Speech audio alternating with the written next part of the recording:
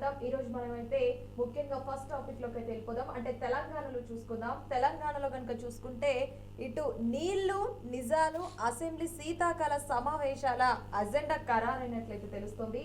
ఈ నేపథ్యంలో కనుక మనం చూసుకుంటే ముఖ్యంగా జోరుగా హుషారుగా అయితే ఔటర్ కు హైదరాబాద్ మధ్య నుంచి ఔటర్ కు మరో 2 ఎలివేటెడ్ కారిడార్లు, షేక్పేట నాలా నుంచి అయితే గండిపేటలోని సిబిఐటి వరకు అయితే ఒకటి బంజారా హిల్స్ నుంచి ఇటు గచ్చిబౌలి వరకు కూడా మరో కారిడార్ కూడా చేసినట్టు తెలుస్తుంది.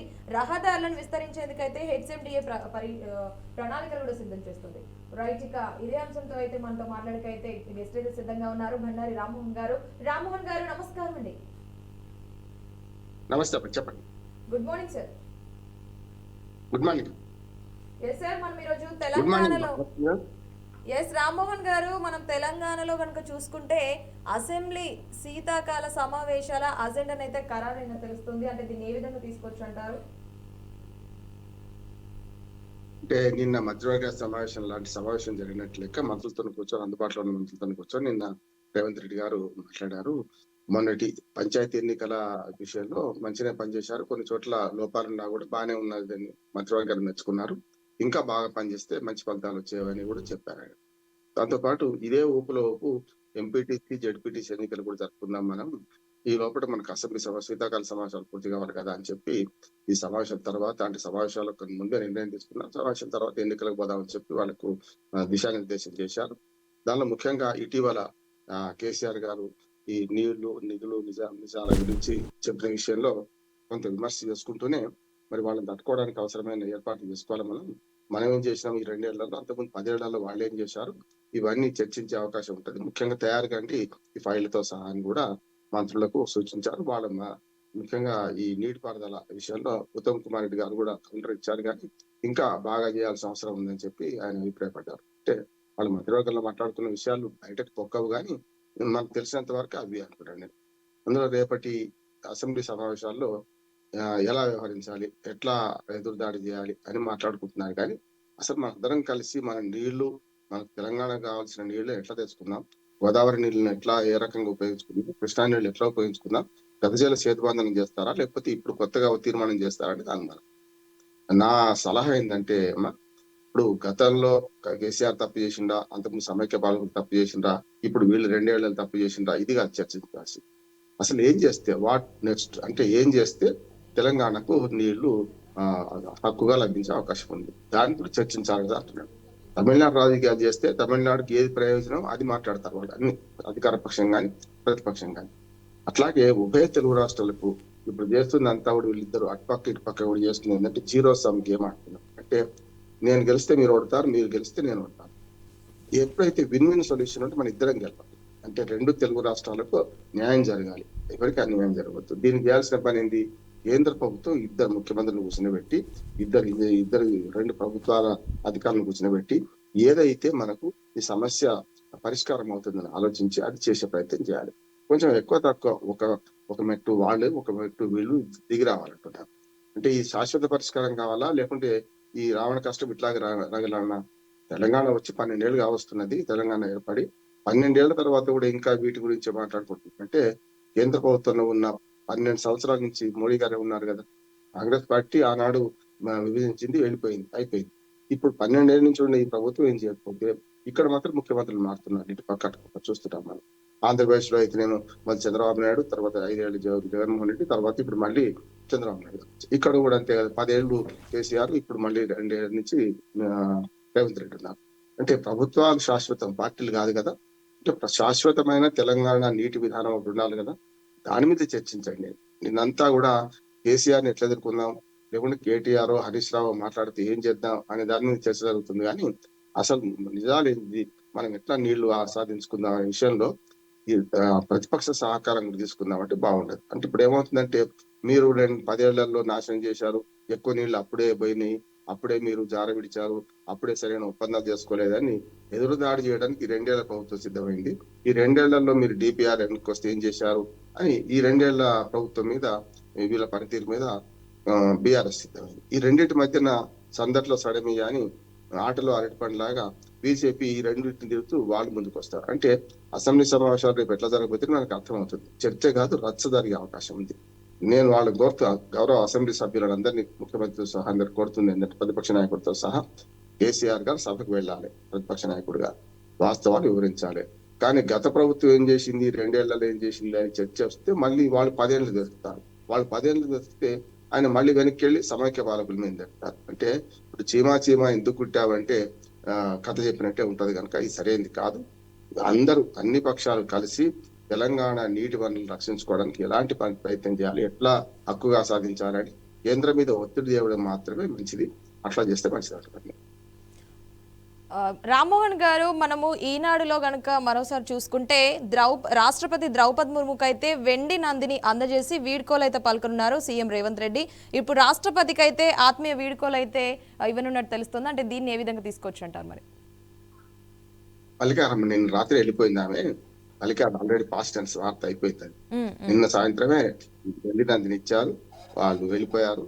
రాష్ట్రపతి 5 రోజులు విడిది చేసి ఇక్కడికి వెళ్ళిపోయారు. గతంలో మొదటి సంప్రదాయం ఏంటంటే ఉత్తర భారతదేశంలో చలి ఎక్కువ ఉంటుంది కనుక దక్షిణ భారతదేశంలో ముఖ్యంగా హైదరాబాద్ సమశీతోష్ణ స్థితి కలదు కనుక ఎప్పుడో ముందుగా ఆలోచించే పాలకులు ఇక్కడ రాష్ట్రపతి భవన్ నిర్మించారు. బొల్లారంలో హైదరాబాద్ శివార్లలో హైదరాబాద్ కలిసిపోయింది ఇప్పుడు బొల్లారం, అక్కడ చేశారు. రాష్ట్రపతి భవన్ కట్టారు అద్భుతంగా. అది దానిలో ప్రతి రాష్ట్రపతి శీతాకాలం విడికి ఇక్కడికి వస్తారు. కొందరు 2 రోజులే ఉంటారు, కొందరు 10-15 రోజులు ఉంటారు. గతంలో రాష్ట్రపతులు అయితే 10 రోజులు 15 రోజులు ఉండేవాళ్ళు. ఈ దక్షిణ భారతదేశంలో ఉన్న మీటింగ్స్ అవన్నీ చూసుకునేవాళ్ళు, ఇక్కడి నుంచి ఆపరేట్ చేసేవాళ్ళు. ఇప్పుడు మెల్లమెల్లగా ఏమైందంటే ఈ నయం 5 రోజులు ఉన్నది, కానీ చాలా మంది 2 రోజులు కూడా ఏదో మొక్కుకు వచ్చిపోయేవాళ్ళు. అంటే రాష్ట్రపతి మొత్తం దేశం అంతా ఒకటి అనుకున్నప్పుడు కొద్ది రోజులు హైదరాబాద్ ఉండడం ముఖ్యమంత్రి మంచిది కూడా అంటున్నారు. అట్లా మరి ఈమె 5 రోజుల సంప్రదాయం నిలబెట్టారు. 5 రోజుల తర్వాత నిన్న సాయంత్రం వెళ్ళిపోయారు. హైదరాబాద్ లో 2-3 మీటింగ్స్ అటెండ్ అయ్యారు ఇక్కడ. అట్లాగే బెంగళూరు, చెన్నై కూడా వెళ్ళొచ్చారు. ఇవన్నీ చూస్తున్నాం మనం. రాష్ట్రపతి ఇక్కడ ఉండడం అనేది ఆనవాయితీగా వస్తుంది శీతాకాలంలో. ఒకనాడు అంబేద్కర్ గారే మన హైదరాబాద్ ను 2వ రాజధానిగా చేస్తే, భారతదేశానికి ఏదైనా చేస్తే హైదరాబాద్ సూటబుల్ అని అంబేద్కర్ గారు బతికుండగానే ఎప్పుడో చెప్పారు. కనుక రేపు ఈ ఒక నాంది పలికే అవకాశం ఉంటుంది అంటున్నాను. హైదరాబాదు 2వ రాజధాని కూడా అభివృద్ధి చెందే అవకాశం ఉంటుంది, విశ్వనాథం కూడా అభివృద్ధి చెందుతుంది. కనుక రాష్ట్రపతి పర్యటన అట్లా చూడాలి, అంతకనే లేదు. ఇప్పుడు మనం ముఖ్యంగా చూసుకుంటే కనుక ఇటు నేషనల్ హెరాల్డ్ కేసులో అయితే సోనియా కావచ్చు, ఇటు రాహుల్కి అయితే ఢిల్లీ హైకోర్టు అయితే నోటీసులు జారీ చేసింది కదా. అంటే ఇది ఏ విధంగా తీసుకోవచ్చు అంటారు? మరి అంటే దేని ఆధారంగా తీసుకుని నోటీసులు జారీ చేసిందని తీసుకోవచ్చు అంటారు? నేషనల్ హెరాల్డ్ కేసు ఇప్పటిది కాదు, చాలా రోజులు నడుస్తుంది. 2013 నుంచి నడుస్తుంది. 12లో సుబ్రహ్మణ్య స్వామి గారు కేసు పెట్టారు వీళ్ళిద్దరి మీద. దానికి మూలాలు ఏమిటంటే 1938లోనే స్వాతంత్రోద్యమం బాగా జరుగుతున్న కాలంలోనే అప్పటి నెహ్రూ గారు ఆనాడు కాంగ్రెస్ పార్టీని డిఫెండ్ చేస్తూ నేషనల్ హెరాల్డ్ అనే పత్రికను 5,000 మంది షేర్ హోల్డర్స్, కొంత కాంగ్రెస్ పార్టీ ప్రధాన నాయకులు అందరూ కలిసి అది స్థాపించారు. స్థాపించిన తర్వాత కొద్ది రోజులకి మూతపడ్డది. అది క్విట్ ఇండియా ఉద్యమం నడిచినప్పుడు కూడా చాలా అద్భుతంగా పనిచేసింది. కానీ స్వాతంత్రోద్యమం తర్వాత అది మూతపడ్డది. మెల్లమెల్లగా కొద్ది రోజులు స్వాతంత్రం వచ్చిన తర్వాత నడిచింది, లాస్ వచ్చి మూతపడ్డది. అంటే ఏజేఎల్ మనకు జనరల్ పత్రిక అనే సంస్థ ద్వారా ఏజేఎల్ సంస్థ ద్వారా నడుస్తున్నది. దానికి 90 లక్షల రూపాయలు ఈ కాంగ్రెస్ పార్టీ అప్పు ఇచ్చినది. ఆ అప్పు తీర్చుకోవడానికి దాని కింద ఏదైతే 90 లక్షల కోట్లు అంటే 90 కోట్ల కోట్లు కూడా 90 లక్షల రూపాయలు మొత్తం ఇవాళ పీనట్స్ తో సమానం. అటువంటి దాన్ని అప్పు తీర్చుకోవడానికి ఆ మొత్తం సంస్థనే ఇప్పుడు సోనియా గాంధీ, రాహుల్ గాంధీ పేరు మీద 76% వాటాలు తరలించుకున్నారని ఆరోపణ. సుబ్రహ్మణ్య స్వామి గారు చేసిన ఆరోపణ మీద కేసు నడుస్తున్నది. కింది కోర్టు కొట్టేసింది. ఇప్పుడు హైకోర్టులో మళ్ళీ పైకి వేశారు. హైకోర్టు మనకి ఇద్దరికి సమాలు జారీ చేసింది. అంటే కొంత కింది కోర్టు రిలీఫ్ ఇచ్చింది అనుకున్న 3వ రోజుకే హైకోర్టు మళ్ళీ సమాలు జారీ చేసింది. కనుక దీన్ని ఎదుర్కోవాల్సిందే. 5,000 మంది కష్టార్జితం ఆనాడు షేర్ హోల్డర్స్ గా ఉండి పెట్టిన పత్రిక ఆస్తులను కనీసం 10-20 వేల కోట్ల రూపాయల ఆస్తులు ఉంటాయి. అవి కేవలం 90 లక్షల కోసం అమ్మేసి ఏదో నామకే వాస్తే పరిహారం చెల్లించి తీసుకుంటే ఎట్లా? వాళ్ళందరికీ నోటీసులు ఇవ్వాలి కదా. కంపెనీ యాక్ట్ కింద అనే దాని మీద కేసు నడుస్తున్నది. కంపెనీస్ యాక్ట్ ఏం చేస్తారు? షేర్ హోల్డర్స్ నోటీసులు ఇచ్చి ఇది అమ్ముదామా, లేకుంటే 90 లక్షల రుణం తీర్చేద్దామా, ఎవరిదైనా తీసుకొని చేయాలి. కానీ అప్పలంగా ఈ ఆస్తిని కొట్టేశారని ఈడీ కేసు నమోదు చేసింది. ఇందులో డబ్బులు ఇన్వాల్వ్ అయినాయని, సోనియా గాంధీ, రాహుల్ గాంధీ ఇందులో ఇన్వాల్వ్ అయినాయని, అక్రమంగా ఈ ఆస్తులు సంపాదించుకున్నారని చెప్పి కేసు నడుస్తున్నది. ఆ కేసులో నిన్నగాక మొన్ననేమో దీని మీద మంది కేసు పెడతారని చెప్పి మళ్ళీ ధర్నాలు, రాస్తారోకోలు ఇవన్నీ చేశారు వీళ్ళు. రేపు కోర్టు సమన్లు ఇచ్చింది కనుక కోర్టుకు వెళ్లాల్సి వస్తే సమాధానం లీగల్ గా సమాధానం చెప్పుకోవాల్సింది తప్ప ఇది ఉద్యమాలతో అయ్యేది కాదు. వాళ్ళు ఏం చేశారు, వీళ్ళు ఏం చేశారు అని తేలిపోతుంది. అంటే మనం ప్రజెంట్ కనుక చూసుకుంటే కేసీఆర్ గారు అయితే మొన్న జరిగిన సమావేశంలో భాగంగా మన తెలంగాణ భవన్లో అయితే ఇప్పటి నుంచి ఒక లెక్క, ఇది వరకు ఒక లెక్క అనుకుంటానైతే కొన్ని వ్యాఖ్యలు అయితే చేయడం జరిగింది కదా. అంటే దీనికి అంటే దేన్ని ఉద్దేశించి కేసీఆర్ గారు అలా మాట్లాడడం జరిగిందంటారు? అంటే వారి యొక్క బీఆర్ఎస్ పార్టీని మళ్ళీ కట్టబెట్టే ప్రయత్నం అంటే చేయడం భాగంగానే అలా మాట్లాడడం అనేది వారు ఆ వ్యాఖ్యలు చేయడం జరిగిందంటారా? అంటే దీన్ని ఏ విధంగా తీసుకొచ్చుంటారు మరి? తాట తీస్తాం, తోలు తీస్తాం, ఇవన్నీ సెటైర్లు వేసేయడం చెప్పే. కానీ అసలు సంగతి మనం మాట్లాడు. ఆయన మాట్లాడే విషయంలో ఇవన్నీ ఉంటాయి. కేసీఆర్ గారు బయటకు వచ్చిందంటే రాకుంటే వార్తే, వచ్చిన వార్తే. ఇంట్లో కూర్చున్న వార్తే, ఫామ్ హౌస్ లో ఉన్న వార్తే, బయటకు వచ్చిన వార్తే. మొదటి నుంచి కూడా ఉద్యమ సమయంలో కూడా ఆయన 3 నెలలు ఏం మాట్లాడుకునేవాళ్ళు. కేసీఆర్ మాట్లాడితే ఉద్యమం అయిపోయింది అని కూడా ప్రచారం చేసిన వాళ్ళు ఉన్నారు. కానీ ఆయన వచ్చి మాట్లాడితే మళ్ళీ ఉద్యమం మళ్ళా బ్రహ్మాండంగా పైకి ఎక్సేది. అంటే ఇది ఎట్లా ఉందంటే మంట ఆరిపోతున్నప్పుడు వేగం. 2 ఏళ్లు ప్రతిపక్ష స్థానంలో ఉండి కూడా ఒకటి 2 సార్లు అసెంబ్లీకి వచ్చినా కూడా సంతకాలు పెట్టి వెళ్ళిపోయారు. ప్రజా ఉద్యమాల్లో కూడా 1 ఇయర్ నుంచి ఎలాంటి బయటకు వచ్చే ప్రయత్నం చేయలేదు. 1 ఇయర్ ఊరుకున్నారు. మొదట్లో ఆయన ఓడిపోయిన మొదట్లోనే ఏమన్నారంటే ఈ ప్రభుత్వానికి 1 ఇయర్ టైం ఇద్దాం, అనవసరంగా మన హనీమూన్ పీరియడ్ కానివ్వండి, తర్వాత వాళ్ళు చేసిన తప్పులో ఒప్పులో ఒకటి చేద్దాం, ప్రజల తీర్పును మనం అంగీకరించాల్సిందే అని అన్నారు. 1 ఇయర్ అయిపోయిన తర్వాత రాలేదన్నారు. ఇప్పుడు 1 ఇయర్ 2 సంవత్సరాల తర్వాత మొన్న తెలంగాణ భవన్లో వచ్చి కూర్చొని ఆయన లేవనెత్తిన అంశాలు మనం ముందర తీసుకుందాం అంటున్నాను. అందుకనే మనకు వేరే విజువల్స్ వేరే వస్తున్నాయి. మీరు వార్త వేరే చదివారు, విజువల్స్ వేరే వస్తున్నాయి చూడండి. అందుకని ఆయన లేవనెత్తిన అంశాలను మనం తీసుకోవాల్సిన అవసరం ఉందంటున్నాను. ఎందుకు ఆయన లేవనెత్తిన అంశాలు 2 ఏళ్ల గురించి, పాలమూరు రంగారెడ్డి పథకంలో ఏం జరిగింది, ఎట్లా ఉన్నది అని దాని మీద తీసుకున్నారు కదా. అందుకనే దాని మీద చర్చ జరిగితే మంచిది అంటున్నారు. అందుకని నిన్న ముఖ్యమంత్రి రేవంత్ రెడ్డి గారు కూడా అసెంబ్లీ సాక్షిగా చర్చ దీని మీద చేద్దామన్నారు. ఆయన 3 అంశాలు లేవనెత్తారు. మన పాలమూరు రంగారెడ్డి DPR ఎందుకు వెనక్కి వచ్చింది, మరి వెనక్కి వస్తే మీరు ఉద్యమం లేపాలి కదా, కేంద్ర ప్రభుత్వం గట్టిగా అడగాలి కదా, అసలుకే ఎసరు వచ్చింది కదా, మీరు 90 TMCలకు నేను ఆనాడు ఆమోదాలు తెచ్చాను, 9 ఆమోదాలు రావాల్సి ఉంటే 7 వచ్చేసినాయి ఆల్రెడీ, ఈ 2 రావాల్సి ఉంటే, అటువంటిది మీరు ఆమోదాలు తెప్పించకుండా ఇవాళ కేంద్ర ప్రభుత్వం నుంచి ఆ DPR ఎందుకు వెనక్కి వచ్చిందని ఆయన మాట్లాడుతున్నారు. దాంతో పాటు ఏమంటున్నారు, ఇవాళ 90 TMCలకు నేను జీవో జారీ చేస్తే మీరు 45 TMCలకి ఎందుకు ఒప్పుకుంటున్నారు దాన్ని అని రెండోది అంటున్నారు. ఇట్లాంటివన్నీ కూడా ప్రశ్నలు సంధించారు ఆయన. అంటే కీలకమైన ప్రశ్నలు సంధించారు. మాటలు వేరు, తోడు తీస్తా, తాట తీస్తా, దీని మీదే మన చర్చ జరుగుతుంది. కానీ మన మీడియా కూడా ఎట్లా పోతుందంటే అవసరమైన విషయాల మీద చర్చ పోతలేదు, అవసరం లేని విషయాల మీద చర్చ పోతుంది. అందుకనే పత్రికలు కానీ మీడియా కానీ ఆయన మీది మాటలు ప్రచురించారు. కానీ లోపల విషయాన్ని మనం అర్థం చేసుకుంటే తెలంగాణకు నీటి అన్యాయం జరుగుతుంది, ప్రభుత్వం ఊరుకుంటుందని ఆయన సారాంశం కదా. దాని మీద రేపు ప్రతిపక్షాలు మన అధికార పక్షాలు స్పందించాలి, అసెంబ్లీలో సభ్యులందరూ స్పందించాలి కదా. కానీ దాని మీద చర్చ జరిగితే మంచిదన్న ఉద్దేశం. రైట్ రామ్మోహన్ గారు, ఇప్పుడు మనం ఆంధ్రజ్యోతిలో కనుక చూసుకుంటే అంటే ప్రభుత్వ ఆధ్వర్యంలోనైతే సెమీ క్రిస్మస్ వేడుకల్లో భాగంగా సీఎం చంద్రబాబు నాయుడు అయితే కేక్ కట్ చేయడం జరిగింది. అదేవిధంగా ఇటు అమరావతిలో సాంస్కృతిక కేంద్రం కావచ్చు, అంటే గడుపులోగా క్వాంటమ్ కంప్యూటరింగ్ సెంటర్లు కావచ్చు, ఇటు రైతుల సమస్యలను సత్వరం కూడా పరిష్కరించాలి అంటూ కూడా తెలియజేశారు. అదేవిధంగా మనం చూసుకుంటే పర్యాటకులకైతే ఆకట్టుకునేలా గ్రీనరీ పార్కులు, అంటే CRDA అథారిటీ సమావేశంలో కూడా సీఎం అయితే ఆదేశాలు జారీ చేసినట్టు తెలుస్తుంది. అంటే ఇది ఏ విధంగా తీసుకొని చేసినట్టు చెప్పొచ్చు అంటారు?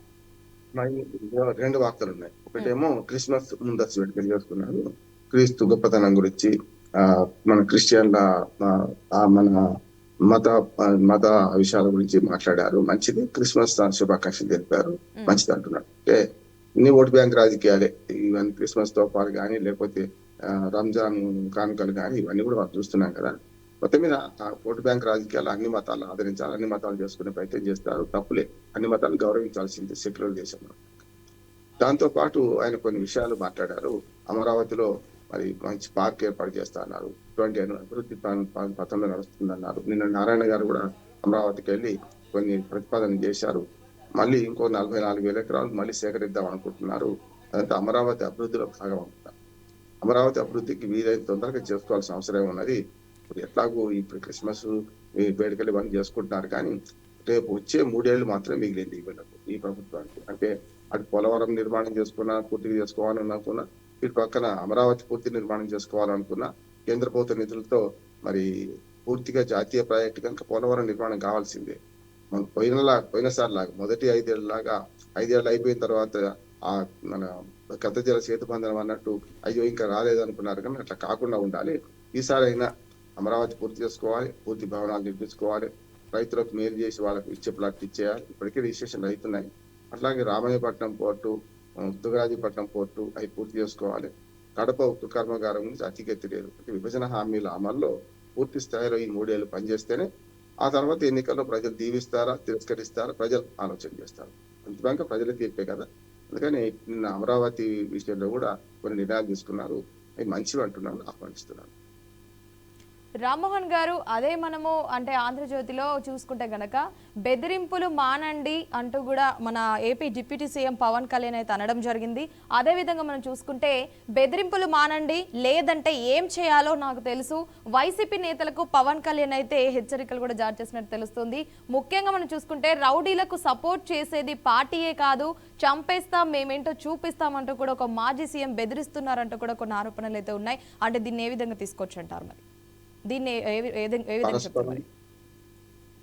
పరస్పరం వ్యక్తిగత దాడులు, వ్యక్తిగత విమర్శలు చేసుకుంటున్నారు. దీనికి కారణం ఏంటి? పవన్ కళ్యాణ్ గారు నిన్న పార్టీ శ్రేణులను ఉద్దేశించి మాట్లాడుతూ, నేను ప్రభుత్వంలో లేనినాడే, ప్రతిపక్షంలో ఉన్నాడే, ఉద్యమం చేస్తున్నాడే జగన్మోహన్ రెడ్డికి భయపడలేదు, ఇప్పుడు భయపడే ముచ్చట్లేదు అన్నారు. అధికారం ఉంది కదా అని బెదిరించారు. అంతకుముందు ఆయన ఏమన్నారు జగన్మోహన్ రెడ్డి గారు? ఈపీపీ మోడల్లో మెడిసిన్ కాలేజీని మీరు అమ్మేస్తున్నారు, మీరు పూర్తిగా ప్రైవేటీకరణ చేస్తున్నారు. ఎవరైనా ఈ కాలేజీలు కొన్నా, రేపు పొద్దున పీపీపీ మోడల్లో మీరు అండర్స్టాండింగ్ చేసుకున్నా, మీరు ఒప్పందాలు కుదుర్చుకున్నా కూడా నేను వచ్చిన తర్వాత మిమ్మల్ని జైలుకు పంపుతారని బెదిరించారు. దానికి కారణం అది. మిమ్మల్ని జైలుకు పంపుతాను, మీరు ఎవరు కొనుక్కున్నా, మీరు ఎవరు ఈ కాలేజీలో వేలు పెట్టినా నేను అధికారంలోకి వస్తున్నాను. అతి త్వరలో 18 నెలలు పూర్తయింది, ఇంకా 3.5 ఏళ్ళు ఉంది ఎలక్షన్లు. ఎట్లా ఉన్నదంటే రేపో ఎల్లుండి ఎన్నికలు వస్తే ఎట్లా అనే రకంగా ఈ రాజకీయ పట్ల ఆలోచిస్తుంది. ప్రతిపక్షంగా అసెంబ్లీకి అది కూడా సమస్యనే. తెలంగాణలో కేసీఆర్ అసెంబ్లీకి పోకుండా ఎట్లా బయట విమర్శలు చేస్తున్నారు, జగన్మోహన్ రెడ్డి గారు కూడా అసెంబ్లీకి పోయి విమర్శలు చేయాలి కదా. 11 మంది ఉన్నారా, ప్రతిపక్ష హోదా దక్కుతేనే పోతానా అంటే చట్టం ఒప్పుకోదు కదా. చట్టంలో లేకుండా సాంప్రదాయం ఉంది కదా. మీకు 175 సీట్లు ఉండే 18 సీట్లు వస్తే తప్ప మీకు ప్రతిపక్ష స్థానం, కేబినెట్ హోదా దక్కదు. దక్కనంత మాత్రాన ప్రజల తీర్పును గౌరవించి వీళ్ళు 11 సీట్లు ఉన్నా సరే పోయి మాట్లాడతారా, లేకుంటే బయట మాట్లాడతారా అనే సమస్య వస్తుంది. అందుకని ఆయన బెదిరిస్తున్నారు, ఆయన బెదిరింపులు లొంగనని చెప్పి నేను వివరంగా పవన్ కళ్యాణ్ గారు మొత్తం అంతా కార్యకర్తలను ఉద్దేశించి మాట్లాడుతూ, మేము కూడా దాడులు చేయగలుగుతాం, మేము కూడా మీకంటే ఎక్కువ చేయగలుగుతాం, మీరు ఒకటంటే మేము 2 అనగలుగుతామని చాలా పెద్ద ఎత్తున విమర్శించారు. అందులో ముఖ్యంగా జగన్మోహన్ రెడ్డి గారు కూడా అర్థం చేసుకోవాల్సింది ఏంటంటే, బయట తిరగడం కంటే అసెంబ్లీ సమావేశాలు జరుగుతున్నాం, అసెంబ్లీకి పోవాలంటున్నాను. అతనిలో మరి పోయిందా, చంద్రబాబు నాయుడు గారు పోలేదా, అలగలేదా, ఆయన భార్య మీద ఆరోపణలు వచ్చినట్టు రకరకాలుగా ఆయన భార్య వ్యక్తిత్వాన్ని నష్టపరిచినప్పుడు ఏడ్చుకుంటూ పోలేదా, నేను మళ్ళీ ముఖ్యమంత్రికి వస్తాను రాలేదా అంటే గతంలో ఛాలెంజెస్ చాలా ఉన్నాయి. జయలలిత కూడా తమిళనాడు అసెంబ్లీ ఛాలెంజ్ చేసి ముఖ్యమంత్రిగా అయినాకనే పోయింది. ఇప్పుడు ఈయన ఛాలెంజ్ ముఖ్యమంత్రి కాదు కదా. ఈయన ఏమంటున్నాడు, నాకు ప్రతిపక్ష హోదా ఇస్తే పోతా. అది చిన్నపిల్లలు చాక్లెట్ అడిగినట్టుంది తప్ప అంతకన్నా ఏం లేదు. ప్రతిపక్ష హోదా దక్కదు. కానీ మీరు ప్రజా సమస్యల మీద మీకు ఇచ్చిన 11 మంది మ్యాండేట్తో మీరు పోరాడాలంటున్నారు. కానీ బయట పోరాటంలో ఇప్పుడు ఇవాళ నిన్న నుంచి మన ఇప్పుడు వీళ్ళు క్రిస్మస్ ఉత్సవాలు ఎట్లా చేస్తున్నారో మరి పులివెందుల నిన్న రాత్రి చేరిండు జగన్మోహన్ రెడ్డి గారు. ఇవాళ నుంచి క్రిస్మస్ వేడుకల్లో పాల్గొంటారట. దాంతో పాటు పెద్ద ఎత్తున మనకు తిరుపతిపై ఎస్టేట్కి వెళ్తారు, తన తండ్రికి నివాళులు అర్పిస్తారు. ఆ కార్యక్రమం 2 రోజులు పూర్తిగా అక్కడ బిజీ అయి ఉంటారు. మళ్ళీ రేపు సాయంత్రానికి బెంగళూరు వెళ్ళిపోతారు. అంటే బెంగళూరు వైట్ హౌస్ రాజకీయాలు ఇక్కడి నుంచి ఇటు కాదు కదా. ప్రజలతో మమేకమై ఉన్న సందర్భంలో ఈ మధ్యన ప్రతిపక్ష స్థానంలో ఉన్న ఆయన అసెంబ్లీ పోకున్నా కూడా ప్రజల్లో ఉంటున్నారు. మంచిదే కాదంటలేదు. కానీ చెవాకులు పేలుకొని ఒకరు ఆరోపణ చేసుకొని డిప్యూటీ చీఫ్ మినిస్టర్ అటువంటి వాడు కూడా మేము తాట తీస్తా, మేము ఊరుకునేది లేదు, మేము ఒకటంటే 2 అంట, మీ మీద అభ్యర్థ అంటే ఇవి బెదిరింపు రాజకీయాలు. వాళ్ళు చేసినా వీళ్ళు చేసినా తప్పే. రామ్మోహన్ గారు, అదే మనం ఆంధ్రజ్యోతిలో మళ్ళీ చూసుకుంటే గనక సింగపూర్ షార్జా సీట్లన్నీ ఫుల్ అయినట్టు కూడా తెలుస్తుంది. మెయిన్ గా చూసుకుంటే విజయవాడలో అంతర్జాతీయ విమానాల దూకుడు కూడా పెంచినట్టు తెలుస్తుంది. రైట్, ఇంకా సింగపూర్ షార్జాకు నేరుగానైతే సర్వీసులు కూడా చేసినట్టు కూడా తెలుస్తుంది. 100% ఆక్యుపెన్సీతో అయితే రాకపోకలు అయితే నిండుగా ఉన్నట్టు కూడా తెలుస్తుంది కదా. అంటే దుబాయ్ వెళ్లే వారు కూడా షార్జాకు అక్కడ నుంచి సులువుగా గమ్యానికి చేరుకునే ప్రయత్నాలు కూడా సిద్ధం చేస్తున్నట్టు తెలుస్తుంది. అంటే దీన్ని దేని ఆధారంగా చేసుకొని చేస్తున్నట్టు తెలుస్తుంది మరి. గన్నవరం విమానాశ్రయాన్ని చాలా వరకు మనం అంతర్జాతీయ విమానాశ్రయం తీర్చిది ప్రయత్నం చేస్తున్నాం. అలాగే భోగపురం ఎయిర్పోర్ట్ వస్తే ఇంకా బ్రహ్మాండంగా ఆంధ్రప్రదేశ్ అభివృద్ధి చెప్తుంది. మనం ఇప్పటిదాకా హైదరాబాద్ కు వచ్చి హైదరాబాద్ నుంచే మనం ఆపరేట్ చేస్తున్నాం. హైదరాబాద్ నుంచి ఇంటర్నేషనల్ ఎయిర్పోర్ట్స్ మన ఫ్లైట్స్ నడుస్తున్నాయి కనుక అక్కడి నుంచి వస్తున్నారు. కనుక ఇప్పుడు ప్రయోగాత్మకంగా సింగపూర్ షార్జాకి డైరెక్ట్ ఫ్లైట్ ఇక్కడి నుంచి ప్రవేశపెట్టారు. దాంట్లో సీటాన్ని ఫుల్ అవ్వడం అంటే ఇవాళ రేపు విమానయానం అనేది చాలా చీప్ అయింది కూడా. మన డొమెస్టిక్ కంటే కూడా కొన్నిసార్లు సింగపూర్ పోయి రావడం ఈజీ అవుతున్నది కనుక పోతున్నారు. కనుక ఈ చలికాలం కూడా కొంచెం సీజనల్ పెట్టుకొని చాలా మంది ఏం చేస్తారంటే విదేశాలకు పోయి ఎంజాయ్ చేసి వస్తారు. అందులో భాగంగా సింగపూర్ షార్జా రెండు దేశాలకు విమానాలు ఫుల్ అయినాయంటే దాన్ని ఆశ్చర్యపోవాల్సిన అవసరం లేదు. అది మన ప్రజల కొనుగోలు శక్తి పెరిగింది, ప్రజల మన ఖర్చు పెట్టే శక్తి పెరిగింది. ఇవన్నీ కూడా దాన్ని ఆసరా చేసుకొని చేయొచ్చు. మన దగ్గర నుంచి డైరెక్ట్ గా పోయేదంటే శంషాబాద్ దాకా ఎందుకు పోవాలని కూడా ఇక్కడ చెప్తారు కదా చాలా మంది. అదే జరుగుతుంది, మంచిది అంటున్నారు. స్లిప్పర్లు వేసుకునేవాడు కూడా విమానం ఎక్కే రోజు వస్తుందని మోడీ గారు అన్నారు కదా, అదే వస్తుంది. విమానయానం ఇవాళ ప్రజలకు అందుబాటులో ఉంటుంది, దాన్ని ఆహ్వానించాలి. రామ్మోహన్ గారు, మనం ఒక ఇంపార్టెంట్ టాపిక్ అయితే మాట్లాడుకుందాం. అయితే ఏదైతే సమావేశంలో జరిగిందో, అంటే నార్మల్గా చూసుకుంటే గనక మన హరీష్ రావు అయితే ఒక వ్యాఖ్యలు కూడా చేయడం జరిగింది. చొక్కాలు మార్చినంత ఈజీగా పార్టీలు మార్చాడు రేవంత్ రెడ్డి అంటూ కూడా కొన్ని వ్యాఖ్యలు కూడా చేయడం జరిగింది. అంటే దేని పరంగా ఇలా మాట్లాడడం జరిగిందంటారు? రాజకీయాలు ఎట్లయిపోయినాయంటే విధానపరమైన చర్చల కంటే వ్యక్తిగతమైన చర్చలు, వ్యక్తిగతమైన విమర్శలు, వ్యక్తిగతమైన బాడీ షేమింగ్ జరుగుతున్నాయి కదా. తాటి చేతి పెరిగిండు ఎదిగిండు మెదడు లేదని చెప్పి ఈయన కదా, లిటిల్ మాస్టర్ అని చెప్పి డీజే టిల్లు అని చెప్పి ఇంకొకరన్నా కూడా ఇది తప్పు అంటున్నాడు. అంటే మీ విధాన పని రాజకీయ నాయకులు ప్రజలకు ఆదర్శంగా ఉండాలి కదమ్మా. ప్రజలకు ఆదర్శంగా ఉండాలి, ప్రజలను మీరు ఆకట్టుకోవాలి, మీ విధానాల ద్వారా అధికారంలోకి రావాలి. ఈ మాటలు వాళ్ళు అనుకుంటే సామాన్య ప్రజలు ఏమనుకుంటారు? సోషల్ మీడియాలో ఇంకెంత దుర్మార్గం జరుగుతుంది చూస్తున్నాం కదా. మన సోషల్ మీడియాలో ఏ మాట అయినా సరే మళ్ళీ దురుసుగా సమాధానం ఇచ్చే ప్రయత్నం జరుగుతుంది. పూర్తిగా దుర్మార్గంగా అన్పార్లమెంటరీ లాంగ్వేజ్ వాడుకుంటున్నారు. ఈ వీళ్ళు ఎట్లా వాడుకుంటున్న తర్వాత ఏమున్నది అంటే ఆవుగా చేలో వేస్తే దూడ ఘటనమేది కదా. నాయకులు మీరు ప్రజలకు ఆదర్శంగా ఉంటారా, లేకపోతే ప్రజలను కూడా అట్లే తప్పుదోవ పట్టిస్తారా అంటారు. కానీ రెండు తప్పే అంటారు. ఆయన మన హరీష్ రావు మీద అన్నది తప్పే, హరీష్ రావు గారు అటు మీద అన్నది తప్పేది. అంటే మాటకు మాట వస్తుంది కదా, ఇవ్వకపోతే కూడా అసమర్థులు అనుకుంటారు కదా. అందుకని ఆయన గీటని జవాబు ఇచ్చారు, సమస్య లేదు. నిజమే కదా, మాట్లాడిన మాటల్లో పరుషంగా ఉండొచ్చు. కానీ మరి రేవంత్ రెడ్డి గారు మరి మొదటి జడ్పీటీసీగా మరి బీఆర్ఎస్ లో అప్పటి టీఆర్ఎస్ లో ఎన్నికైన వాడు మరి తెలుగుదేశం పార్టీలోకి పోయి తెలుగుదేశం పార్టీలో రకరకాల ఓటుకునే కేసులు చిక్కుకొని మళ్ళీ ఇప్పుడు మన కాంగ్రెస్ లో ఉంచి కాంగ్రెస్ లో ముఖ్యమంత్రి అయ్యింది కదా. మధ్యలో నాది బేసిక్ ఎలిమెంటరీ స్కూల్ ఎక్కడ అంటే ఆర్ఎస్ఎస్ అంటాడు. ఆర్ఎస్ఎస్ నెక్కర్లు తీసుకొని నేను చేసిన అంటాడు. అంటే ఉన్న అన్ని పార్టీలు అయిపోయినట్టే కదా అని చొక్కాలు మార్చినంత ఈజీగా మీరు పార్టీ మారుస్తున్నా అని చెప్పి హరీష్ రావు విమర్శిస్తున్నారు. సమస్య లేదు, మీ ఇద్దరు భావభావంతులు పడతలేదు, భావభావమతులు మీరిద్దరు ఒకరినొకరు వెన్నుపోటు పడుచుకుంటున్నారు అని షర్మిల అన్న మాటనే ఇప్పుడు రేవంత్ రెడ్డి అంటున్నారు. షర్మిల ఏమన్నది, అన్న బాగా జాగ్రత్తగా ఉండు, మన బావ తక్కువడు కాదు, డిప్లొమాటు, రేపు పొద్దున నేను చాపైతే తీరుదేస్తారు, మీ ఇద్దరిని నాన్నను నిన్ను అడ్డమడేస్తాడు, ఆయనే పార్టీని సొంతం చేసుకుంటాడని షర్మిల హెచ్చరించింది. అదే హెచ్చరిక ఇప్పుడు ఇవాళ ఈయన నోటి నుంచి వచ్చింది. ఏమని, బావ మన కేటీఆర్ బోలా మనిషి, కేటీఆర్ అనవసరంగా నమ్ముతున్నాడు హరీష్ రావును, రేపు పొద్దున పార్టీని మీ భావనే హస్తగతం చేసుకుంటా ఈయన హెచ్చరించాడు. ఏమున్నది అంటే షర్మిల ఎవరున్నారో ఇటు తెలుస్తుంది, రేవంత్ రెడ్డి మాటల అర్థం ఏందో అది తెలుస్తుంది. కనుక ఇదంతా కుటుంబ కలహాల్లో వెళ్ళంతా. ప్రజలు ఇవాళ హాస్టల్ పిల్లలు చనిపోతున్నారు, విషాహారం తిని చనిపోయారు, లేకుంటే అస్వస్థత పాలయ్యారు. వీటన్నిటి గురించి మాట్లాడుతున్నారు వీటిద్దరు కూడా. నేను అంటున్నాను, ప్రజల సమస్యలు చాలా ఉన్నాయి, మీ పార్టీలో కూడా మాకు అవసరం లేదు. ప్రజలకు అవసరమైంది ఏంటంటే ప్రజలు మౌలిక వసతులు తీరుస్తున్నారు. ఇవాళ పంచాయతీలు యొక్క సర్పంచులు ఎన్నిక, కొత్త సర్పంచులు అక్కడ ఎన్నిక కాగానే అక్కడ ఏముంది, శ్మశానం లాగా ఉన్నది, ₹1 లేదు. కొత్త సర్పంచులు వచ్చారు, కొన్ని ఎన్నో ఆశలు పెట్టుకున్నారు ప్రజలు, డబ్బులు ఇచ్చి వీళ్ళు కూడా డబ్బులు సారా పోసి గెలిచిండ్రు. రేపు పొద్దున తన సొంత డబ్బులు పెడదామనుకుంటే కూడా ఆల్రెడీ అయిపోయినాయి ఉన్నాయి వీళ్ళ దగ్గర. కనుక రేపు పంచాయతీలో ఏం జరగాలి, రేపు ఎన్నికలు ఎట్లా పెట్టాలి వీటి మీద మాట్లాడాలి కదా. విధానపరమైన విమర్శల కంటే కూడా వ్యక్తిగత విమర్శలు ఎక్కువైతే ఏవైతే అంటే అసలు దానికి విలువ ఉండదు, ప్రజలు కూడా పెద్దగా పట్టించుకోరు, ఎంజాయ్ చేస్తారు. ఇద్దరు తిట్టుకుంటుంటే ఎంజాయ్ చేస్తారు. కాకపోతే ఒకరి లోపాలు ఒకరు బయట పెట్టుకుంటారు కనుక అసలు సంగతి తెలుస్తుంది ప్రజలు. హరీష్ రావు ఏం తప్పు చేసిండు, రేవంత్ రెడ్డి ఏం తప్పు చేసిండు. ఎవరైనా ఏ నాయకులైనా సరే బయటపడితే వాళ్ళ లోపాలు బయటపడతాయి కనుక అప్పుడు ప్రజలకు తెలుస్తుంది, మీరు నిజస్వరూపం తెలుస్తుంది. మంచితో చెడ్డంతో ప్రజలు నిర్ణయించుకుంటారు. ఓటు వచ్చినప్పుడు తప్పనిసరి ఎవరికి ఓటు వేయాలి, ఏ పార్టీకి వేయాలి నిర్ణయించుకొని చేస్తున్నారు. అందుకని ప్రజల తీర్పును అగౌరవపరచొద్దు, ప్రజల తీర్పును మనం తృణీకరించొద్దు. అంతిమంగా ప్రజలే చరిత్ర నిర్మాతలు.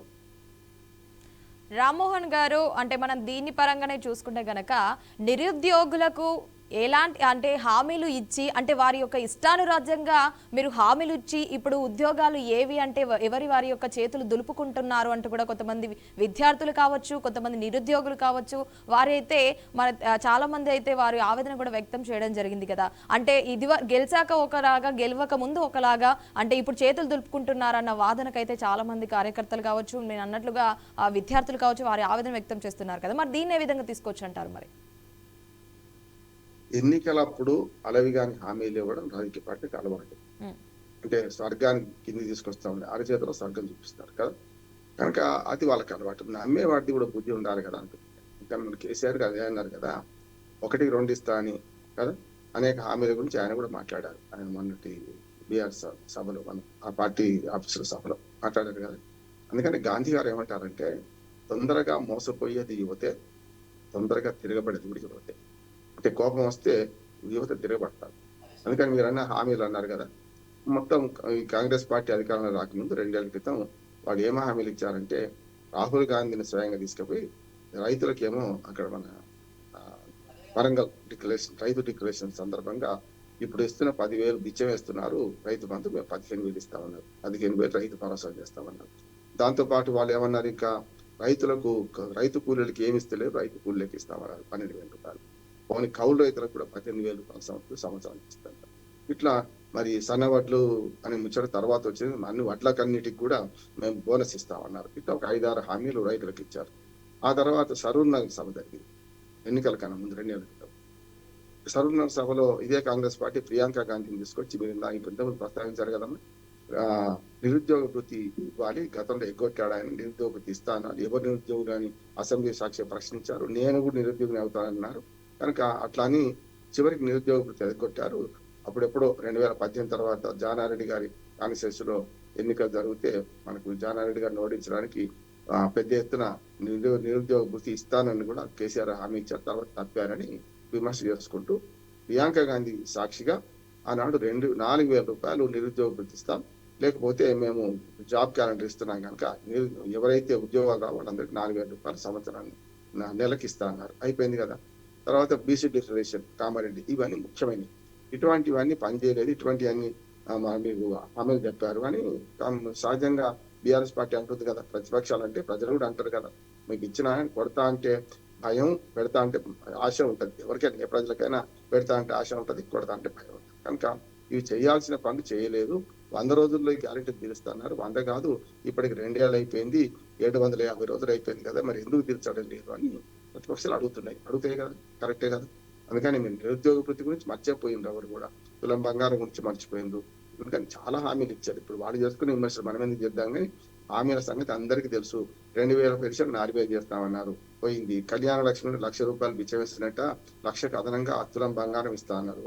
వాళ్ళు హామీ ఇచ్చినాడు కూడా 70,000 పైన ఉంది కదా, బంగారం రేటు తక్కువేం లేదు. ఇప్పుడు 1,50,000 అవుతుంది కానీ 1,30,000 అయింది, కానీ అప్పుడైతే 70,000-75,000 ఉంది కదా. అంటే బంగారం ఇస్తా అనడం అంటే ఒక వస్తువు మార్కం రేటు మారుతుంది అని జ్ఞానం లేకుండా వాళ్ళు అది ఇచ్చారు. ఇప్పుడు అది ఎటు పోయిందో తెలియదు. ఆ 1,00,000 రూపాయలకి దిక్కు లేదు. ఇట్లా చూస్తున్నాం, చాలా హామీలు గంగలే కలిసినాయి. ఆ 6 గ్యారంటీలు, 13 హామీలు, 420 అనేమో బీఆర్ఎస్ అంటది, కాదు 417 అని వెళ్ళాడుతున్నాం. చూద్దాం ఏం జరుగుతుందో. మొత్తం మీద ఈ చర్చ ఇది గానే కాదంటున్నాను. తెలంగాణ రాష్ట్రం సర్వతోముఖాభివృద్ధి చెందాలంటే వాళ్ళు ఇచ్చిన హామీలు తీర్చడంతో పాటు మరి ప్రాజెక్టులు కట్టుకోవాలి, మౌలిక వసతులు కల్పించుకోవాలి, రోడ్లు వేయాలి, ఇవి కాదు చేయాల్సింది అంటున్నాడు. విడిచిపెట్టి పంచాయతీలకు నిధులు ఇవ్వాలి, ఇవన్నీ చేయాల్సింది కదా అంటున్నాడు. చూద్దాం ఏం జరుగుతుందో. మరి రామ్మోహన్ గారు అంటే మరి అదే తెలంగాణలో ఒకప్పటి రైతులకు ఎలాంటి ఇబ్బందులు లేకుండా వారికి కావాల్సిన సదుపాయాలు కావచ్చు, మీరు అన్నట్లుగా వారి యొక్క అవకాశాలు కల్పించి చాలా మందికి అయితే మీరు అన్నట్టుగా చాలా అవకాశాలు కూడా కల్పించారు. అదేవిధంగా మనం చూసుకుంటే ఇప్పుడున్న ప్రస్తుత కాలంలో రైతులు యూరియా కోసం క్యూ లైన్లో గంటల తరబడి నిలబడ్డా కూడా ఫలితం లేకుండా పోయింది అంటూ కూడా రైతులు కూడా చాలా మంది వారు కూడా ఆవేదన వ్యక్తం చేయడం జరిగింది. గంటల తరబడి నిల్చున్నా కూడా మమ్మల్ని పట్టించుకునే నాదుడే లేదు అంటూ కూడా చాలా మంది ఆవేదన వ్యక్తం చేయడం జరిగింది కదా. అంటే ఇదివరకు కేసీఆర్ ప్రభుత్వం ఉన్నప్పుడు అసలు ఇలాంటి పరిస్థితులు ఎప్పుడు కూడా ఎదుర్కోలేదు. మరి కాంగ్రెస్ ప్రభుత్వం వచ్చిన తర్వాత ఎందుకు రైతులకు ఇలాంటి పరిస్థితులు ఎదుర్కోవాల్సిన పరిస్థితి వస్తుంది అంటూ కూడా రైతులు కావచ్చు, ఇటు చాలా మంది ప్రజలు కూడా వారి యొక్క ఆవేదన వ్యక్తం చేయడం జరిగింది. మరి దీన్ని ఏ విధంగా తీసుకొచ్చి అంటారు? మరి అదే తెలంగాణ ప్రభుత్వాలు శాశ్వతం, పార్టీలు శాశ్వతం కాదు. ఇవాళ ఈ పార్టీ ఉండొచ్చు, రేపు ఇంకో పార్టీ అట్లా. మనం హామీలు ఇచ్చినప్పుడే ఆ జ్ఞానం ఉండాలి, ఇంగిత జ్ఞానం ఉండాలి. కానీ ఇప్పుడు మనం ఇప్పటికే బడ్జెట్ ఎట్లా ఉన్నది దీన్ని బట్టి చేయాలి. నేనన్న మాట కాదు, మల్లికార్జున ఖర్గే గారు జాతీయ కాంగ్రెస్ పార్టీ అధ్యక్షుడే మీరు హామీలు ఇచ్చే ముందు మీ బడ్జెట్ అంచనా వేసుకోండి, లేకపోతే బాగుండదని. అట్లాగే మన మోడీ గారు కూడా ఏమన్నారు, మనము ఎప్పుడు రేవిడీస్ అంటే అనుచిత ఉచితాలకు మీరు తావివేయకండి అన్నారు. ఇద్దరు కూడా ఏం చేస్తున్నారు, వాళ్ళ పార్టీలు ఉన్న రాష్ట్రాల్లో ఇటువంటి దుర్మార్గమైన హామీలు ఇస్తూనే ఉన్నారు, చూస్తున్నాం. మోడీను మల్లికార్జున గారికి బేసిక్ గా అనుచిత ఉచితాలను కానీ అలవి కానీ హామీలు వ్యతిరేకిస్తున్నారు. కానీ ఎన్నికల వచ్చిన ప్రతిసారి కూడా వాళ్ళే ఆ ప్రకటనలు చేస్తున్నారు కదా, తప్పు కదా. అందుకని నేను చెప్పాను, రావు చేయలేము ఇస్తే దూడ కఠినమయ్యారు. కనుక ఈ నాయకులు కూడా అదే ఇస్తున్నారు. ఇవాళ చాలా హామీలు ఇచ్చారు, మీరు అనేది కరెక్ట్. హామీల అమలుకు సమస్య ఎక్కడ వస్తుంది అంటే, రేవంత్ రెడ్డి గారు అన్నారు కదా, వాళ్ళు కోసిన డబ్బులు లేవు. సంవత్సరానికి నెలకు 25,000 కోట్ల రూపాయలు అవసరం ఉన్నది. 18,000 కోట్ల రూపాయలు కూడా పన్నుల ఆదాయం మనకు వస్తలేదు. ఆదాయం 18,000 కోట్లు, ఖర్చు 25,000 కోట్లు ప్రతి నెలకు. దీనిలో ఏమున్నది, ప్రభుత్వ ఉద్యోగులు జీతభత్యాలు, దాంతోపాటు పెన్షన్లు, అట్లాగే మనకు ఈ సంక్షేమ పథకాలు, అప్పులకు వడ్డీలు కట్టడం, ఇవే కదా. వీటికి పోతుంటే మిగతా ఎట్లా తీసుకురావాలి, 7,000 కోట్లు ప్రతి నెల అప్పు చేస్తున్నాను. అందుకని హల్లి సున్నా అయ్యగారి సంపాదన అమ్మగారి పసుపు కుంకుమలు తెలిపినట్టు పోతున్నది. కానీ దీన్ని ఎట్లా పెంచుకుందామని చూడాలి కదా. ఇవన్నీ పక్కన పెట్టి అలవిగానే హామీలు ఇచ్చారు, అవన్నీ తీర్చడానికి ఇంకా చాలా ఉన్నాయి కదా.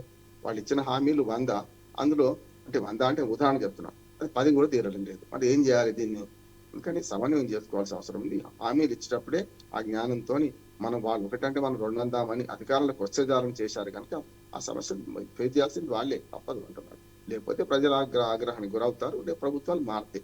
కాకపోతే 3 ఏళ్ళ టైం ఉంది, ఇప్పటికైనా కొన్ని సవరించుకునే అవకాశాలు ఉంటాయి. అందరూ కలిసి, నా ఉద్దేశం అంటే ఈ ప్రభుత్వానికి ఎంత బాధ్యత ఉందో ప్రతిపక్షానికి కూడా అంతే బాధ్యత ఉంటుంది.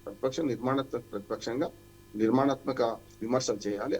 అనవసరంగా వాళ్ళ మీద వీళ్ళ మీద వాళ్ళు వ్యక్తిత్వ హననం చేసుకుంటూ వ్యక్తిగతంగా విమర్శలు చేసుకోకపోతే మంచిది అంటున్నారు. రామ్మోహన్ గారు, మరి అదే తెలంగాణలో గనక మళ్ళీ మనం ఇంకొక పాయింట్ చూసుకుంటే గనక, అంటే ఇది వరకు మన గవర్నమెంట్ స్కూల్స్లో అయితే యూకేజీలు ఎల్కేజీలు అనేవి చాలా తక్కువ కదండి. అసలు ప్రైవేట్ స్కూల్స్లోనే ఎల్కేజీలు యూకేజీలు అనేవి ఉండడం జరుగుతుంది. అంటే ఇప్పుడు కాంగ్రెస్ ప్రభుత్వం, మన తెలంగాణ సీఎం రేవంత్ రెడ్డి అయితే ఇప్పుడున్న ప్రస్తుత విద్యా వ్యవస్థలో అయితే ఖచ్చితంగా గవర్నమెంట్ స్కూల్స్లో కూడా ఎల్కేజీలు యూకేజీలు ఆ విద్యా వ్యవస్థను అయితే మేము పెంపొందిస్తాము, మనం ఈ అవకాశం కూడా కల్పిస్తాము, ప్రతి ఒక్క విద్యార్థి ఇప్పుడు వస్తున్న కాలంలో ముందడుగు వేయాలంటూ కూడా మన సీఎం రేవంత్ రెడ్డి కూడా ఈ వ్యాఖ్యలు కూడా చేయడం జరిగింది కదా. అంటే దీన్ని దేని ఆధారంగా తీసుకొని నిజంగా ఈ యూకేజీలు ఎల్కేజీలు పిల్లలకు నిజంగా ఇలాంటి సదుపాయాలు కల్పిస్తాయంటారా?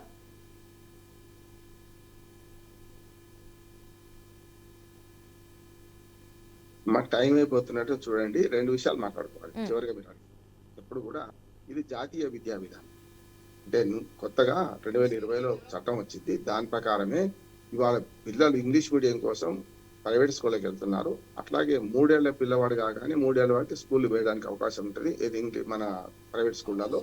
గవర్నమెంట్ స్కూల్లో 5 సంవత్సరాలు నిండేదాకా లేదు కదా అని ప్రభుత్వం విధానం ప్రవేశపెట్టింది. దాని ప్రకారం రేవంత్ రెడ్డి గారు ఇప్పుడు ఇక్కడ జాతీయ విద్యా విధానం కిందనే ఎల్కేజీ యూకేజీ ఇవన్నీ ప్రవేశపెడుతున్నారు. ముఖ్యంగా అంగన్వాడీలను కూడా ప్రైమరీ స్కూల్కి అనుసంధానం చేస్తున్నారు. అంగన్వాడీ స్కూల్ మన భవనాలు కూడా ప్రైమరీ స్కూల్ ప్రిమిసెస్ లో కట్టించమంటున్నారు. అది విధానపరమైన నిర్ణయం అయితే అప్పేం లేదు. కాంగ్రెస్ తప్పు చేసింది లేదు, వాళ్ళు ఏం ఒప్పు చేసింది లేదు. అప్పుడు లేకపోతే ఇప్పుడు ఉండొద్దా? జాతీయ విద్యా విధానం కింద కింది స్థాయిలో 3 ఏళ్ళు నిండగాని ప్రభుత్వ స్కూళ్లలో కూడా చేర్చుకుంటారు పిల్లల్ని అనే దానికే ఉన్నది. దానిలో గతంలో 5+2 మనకు 5+5+2+3 ఉండే గత విద్యా విధానం. అంటే ప్రైమరీ స్కూల్ అంటే 5 ఏళ్ళు, తర్వాత అప్పర్ ప్రైమరీ 7 ఏళ్ళు, లేకపోతే హై స్కూల్ అంటే 5 ఏళ్ళు. ఇట్లా 5, 2, 3 విద్యా విధానం ఉండేది. ఇప్పుడు దాన్ని మార్చి ఏం చేశారంటే కింది నుంచి అంటే 3 ఏళ్ళ నుంచి పిల్లల్ని చేర్చుకునే అవకాశం తీసుకున్నారు. అందులో ముఖ్యంగా ప్రీ ప్రైమరీ సెక్షన్ ప్రారంభిస్తున్నారు. మంచిది అంటున్నాం, దాని ఏం తప్పేం లేదు. అది జాతీయ విద్యా విధానం కింద వచ్చింది, కేంద్ర ప్రభుత్వం చట్టం చేసింది, ఆ చట్టాన్ని అమలు చేస్తున్నారు, అంతకంటే ఏం లేదు. రైట్ రామ్మోహన్ గారు, థ్యాంక్ యూ అండి. చాలా కీలక అంశాలు అయితే తెలియజేశారు, చాలా క్లియర్గా ఎక్స్ప్లెయిన్ చేశారండి. థ్యాంక్ యూ అండి, థ్యాంక్స్ ఫర్. చూసారు కదండి, ఇదండి ఇవాల్టే BRK first edition. Keep watching BRK news Telugu సత్తా.